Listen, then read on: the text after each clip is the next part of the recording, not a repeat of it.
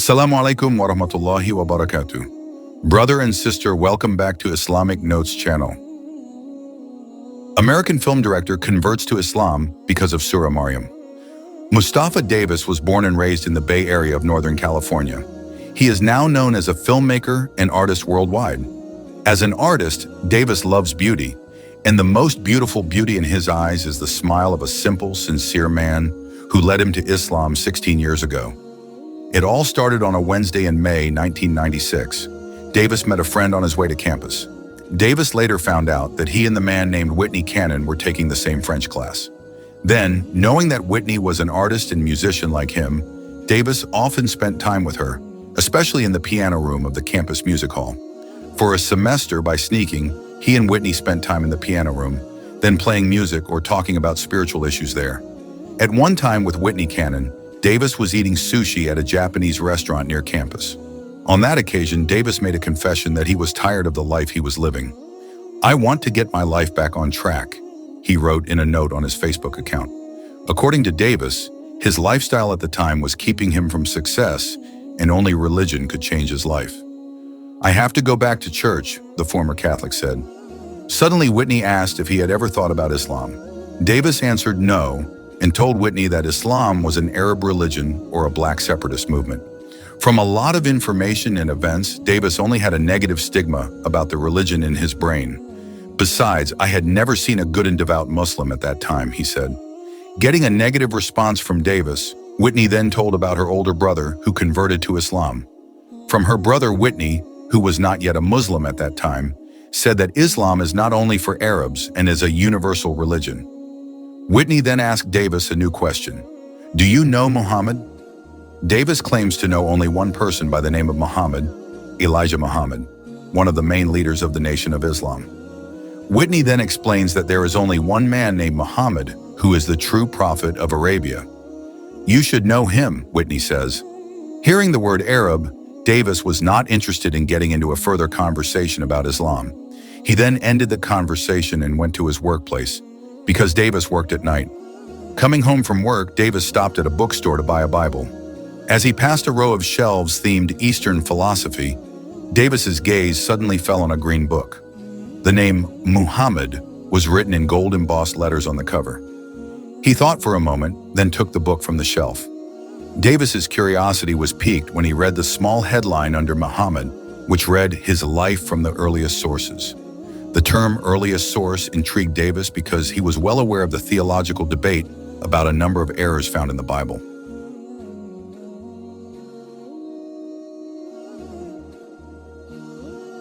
Davis opened the book and struggled to read many of the words in Arabic spelling. 4 or 5 of the sentences he read mentioned the word Quran several times. The difficult Arabic spellings then seemed to confirm his understanding that Islam was an Arab religion. So Davis returned the book to the shelf. As Davis moved away from the book, the gold writing on the cover caught his eye again, and he looked back at the book. He saw another book called the Quran, and remembered some words he had just read in the book called Muhammad. After picking it up and opening it at random, Davis came face to face with the first page of Surah Maryam. He read the surah from beginning to end, and felt his body shiver as he read the detailed description of the miraculous birth of Prophet Jesus, Isa as. He said he had no idea that Muslims believed in the miraculous birth, and that Muslims do not believe Jesus was the Son of God. As a Christian, he could never accept the claim that God had a son. Davis cried with the translation of the Quran in his hands. He decided to buy the book, forgetting his purpose of buying the Bible, and left the bookstore. On Thursday morning, as Davis walked to campus, she passed a small booth owned by a Senegalese man selling African-made purses and dolls. He was busy with a customer when Davis approached the booth and looked at a purse. When the customer left, the black man approached Davis with a friendly smile. Her smile was something I've never seen before. "I can only describe it as full of light and love," Davis said. The man named Kadeem greeted Davis. "Hi, brother, how are you?" and continued with another question after Davis answered him. "Brother, are you a Muslim? You look like a Muslim." Before he could finish his admiration for Kadeem's smile, Davis was surprised by the question.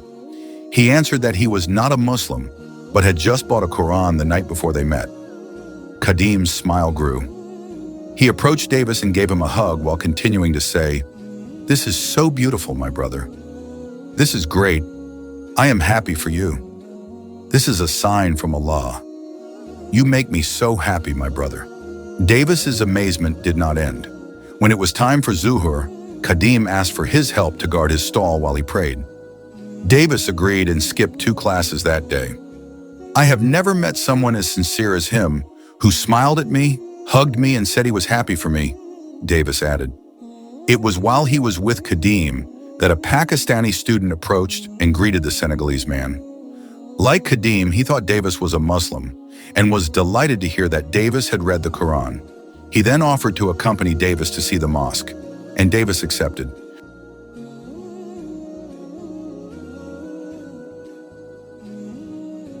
The next day, the student picked Davis up and took him to a mosque owned by the Muslim Community Association of Santa Clara, California, after first inviting Davis to lunch at his home. When he arrived at the mosque, Davis was greeted by about 40 men who greeted him with smiles. After sitting down and joining the men, Davis was asked if he knew anything about Islam. He told about the Quran he had bought and told about the things he had learned about Islam from the book. Then one of them asked if Davis believed in the Prophet Muhammad, and without hesitation, Davis answered yes. Davis was also asked if he believed that Jesus was God or the Son of God, and he answered no. The Pakistani student then explained many things about Islam to Davis. He explained about the angels, the books of Allah, the Day of Judgment, Yawmul Hisab, and many others. After giving that explanation, he asked Davis if he believed in all of that. Davis again replied, yes. Then the man said, "That is what Muslims believe, and you believe it. So do you want to become a Muslim?" Davis answered yes again, without any hesitation. The student then guided Davis to read the Shahada on the 17th of Ramadan, 1416 H. Mustafa Davis, 5 letters that changed my life. Mustafa Davis's meeting with Usama Cannon seems not to be a mere coincidence, because from that coincidental meeting, Mustafa became a Muslim. Now, Davis has been a Muslim for 15 years, and the coincidental event has never been forgotten. Davis accidentally bumped into Usama 15 years ago on his way to college. Usama commented on Davis's t-shirt and shook his hand. They then met in Spanish class, because it turned out they were both taking the language class and often sat side by side in class. The two eventually discovered that they both loved music and art. Because of this, Davis and Usama, who was good at playing the piano, would sometimes sneak into the campus hall because there was a piano there. They spent hours playing music, sometimes interspersed with discussions about spirituality. They did that almost every day for 1 semester. One day while enjoying sushi at a Japanese restaurant near campus. Davis confided in Cannon about his somewhat chaotic life and his desire to get back on the right track of life. At that time, Davis lived alone in San Jose, working at night, studying during the day.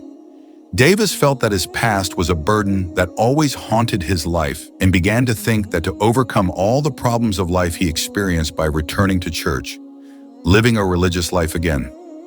I told Usama that I was considering returning to Catholicism, my religion, to improve my life. Usama then asked me if I had ever thought about Islam, and I said no, because I felt that Islam was an Arab religion or a black separatist religion. I also thought that the Muslims I met were hypocrites, and I had never seen a Muslim who practiced their religion properly, Davis said. Usama, Davis said, then told about his older brother, Anas Cannon, who converted to Islam shortly after he became active in the Nation of Islam. Usama said that Islam was not just for Arabs, and that from what he knew, Islam was a universal religion, even though Usama himself had not yet converted to Islam.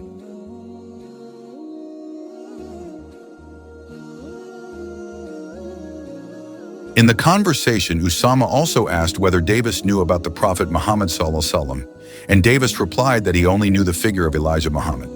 Usama then explained that the Prophet Muhammad he meant was different from the Muhammad that Davis knew. At this point, as usual, Davis tried to avoid if someone started talking a lot about religion, especially after he knew that the Prophet Muhammad came from Arabia. Davis felt that Islam was not for him. The conversation that day ended just like that. Maryam's letter makes Davis shiver.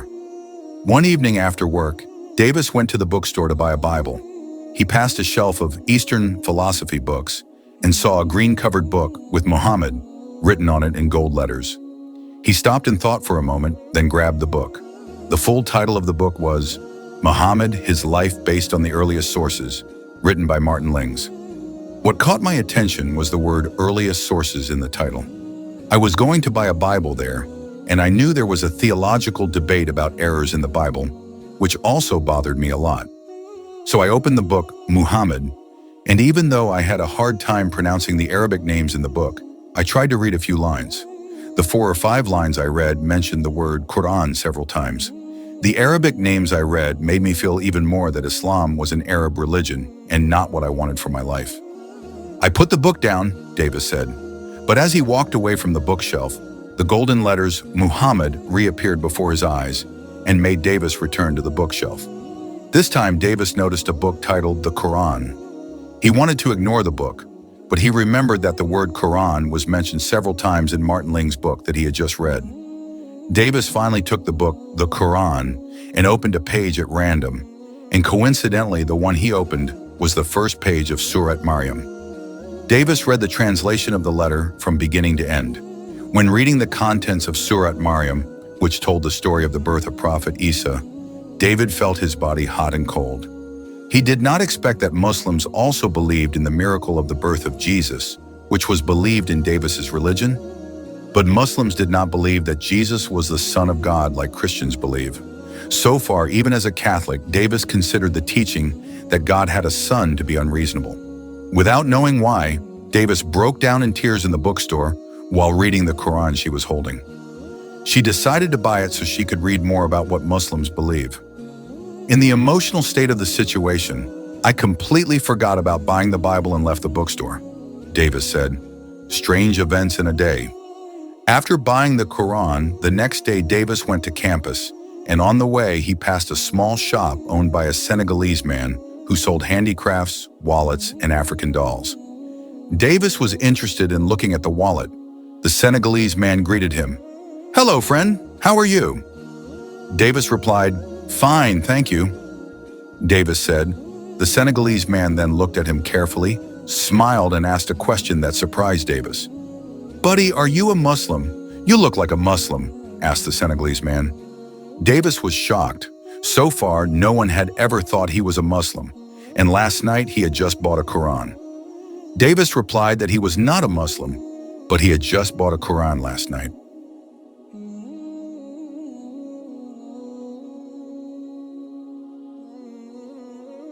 Hearing Davis's answer, the Senegalese man came out of his small shop and hugged Davis and kept saying that he was happy to hear it and that it was a sign from Allah for Davis.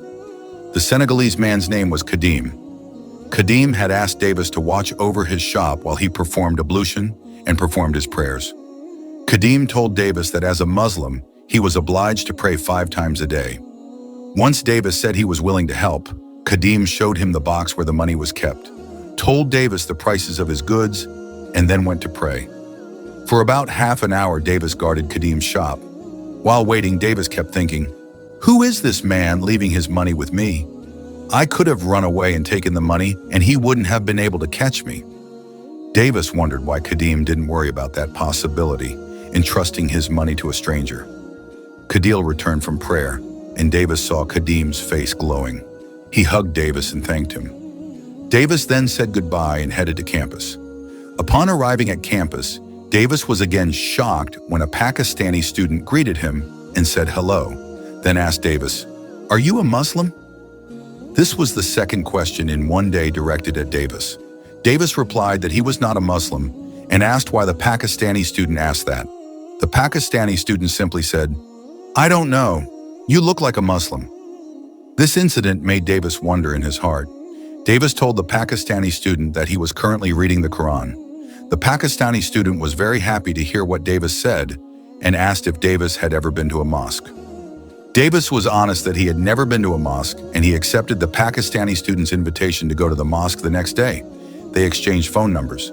Davis became even more curious. On Friday afternoon, the Pakistani student came and invited Davis to his home. Davis was treated to a meal sitting on the floor. Although he had never sat on the floor to eat in his life, Davis did not feel awkward at all. After eating, they went to the mosque owned by the Muslim Community Association in Santa Barbara, California. Upon arriving at the mosque, Davis was greeted by about 40 mosque congregants with smiles and handshakes. Davis was invited to sit together, forming a small circle. A man asked if Davis knew about Islam. Davis then told how he came to buy the Quran and began reading its contents.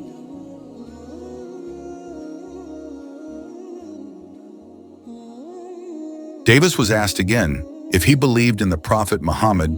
Without hesitation, Davis answered yes. Another question, whether Davis believed that Jesus was the Son of God. Davis answered no, but believed that Jesus was a prophet. There were still many other questions asked to Davis, starting from whether he believed in angels, the holy verses of the Quran, and the Day of Judgment, and Davis answered that he believed in all of them. The man who asked the question then said, "That is what Muslims believe, so you, Davis, believe the same thing too. Do you want to become a Muslim someday?" he asked. Again, Davis answered yes without hesitation. "Declare the Shahada." It was this man who finally helped him pronounce the 2 sentences of the Shahada on the 17th day of Ramadan in 1996. 6 months after converting to Islam, Usama Cannon contacted Davis and asked about Islam. The two went to dinner and discussed religion. The next day, Davis invited Cannon to the mosque, and Cannon recited the Shahada. Cannon, the first person to mention Islam to Davis, and it was an honor for Davis that day to invite Cannon to the mosque, and Cannon converted to Islam too. It wasn't theology or religious debate that brought me to Islam. It was music, culture, friends I trusted, and a stranger who smiled at me. Ironically, it was Arab culture that first made me reluctant to learn about Islam. But now, after becoming a Muslim, I tried to leave my own culture, American culture, and try to apply Arab culture. After a few years, I was able to return to my cultural roots as an American and a Muslim, Davis explained. Davis now lives in the San Francisco Bay Area. He works as a photographer and director. Recently, while walking with Cannon, Davis met Kadeem again. They were very happy and took a picture together. "Praise be to Allah for His mercy on Islam," Davis prayed.